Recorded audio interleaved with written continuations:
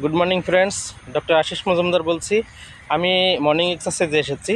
এখন দেখুন, আমার চারিদিকে শুধু সবুজ আর সবুজ, গ্রিন মিডোস যাকে বলে, এই দেখেছেন, সবুজ আর সবুজ। তা এই যে সবুজ ঘাসে আমরা একটু পরে হাঁটবো। তো এই যে সবুজ ঘাসে আপনি যদি হাঁটেন, কী হয় জানেন? সবুজ ঘাসে হাঁটলে আপনার শরীরের মধ্যে এই ইয়ের থেকে, মাটি থেকে, আর্থিন থেকে আপনার একটা ইলেকট্রোম্যাগনেটিক রেডিয়েন্স আপনার সমস্ত বডিতে ছড়িয়ে পড়ে। এর ফলে আপনার শরীরে যে সমস্ত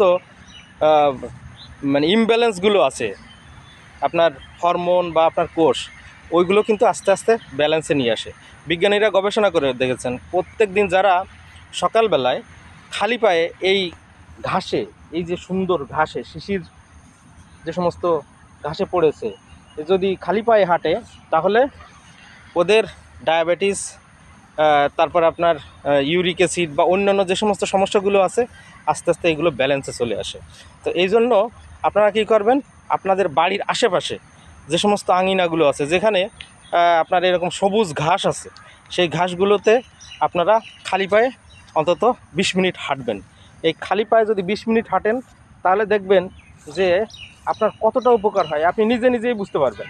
এই যে দেখেছেন কত সুন্দর একটা মাঠ। হ্যাঁ, এটা কি? এটা কিন্তু সংসদ ভবনের ঠিক পিছনে জিয়া উদ্যান। তো আপনারা দেরি করে ঘুম থেকে না উঠে একটু আর্লি, যেখানে আপনার যার এলাকায় যেখানে হাঁটার সুযোগ আছে, অবশ্যই হাঁটবেন, এক্সারসাইজ করবেন, ঘামাবেন এবং খালি পায়ে 20 মিনিট অন্তত পায়চারি করবেন। এতে দেখবেন আপনার শরীরের সমস্ত অর্গানগুলো একটা এনার্জি ফিরে পাবে, আপনার শরীর রিফ্রেশ হয়ে যাবে। আর এখানে দেখেছেন কত গাছপালা, it is full of oxygen.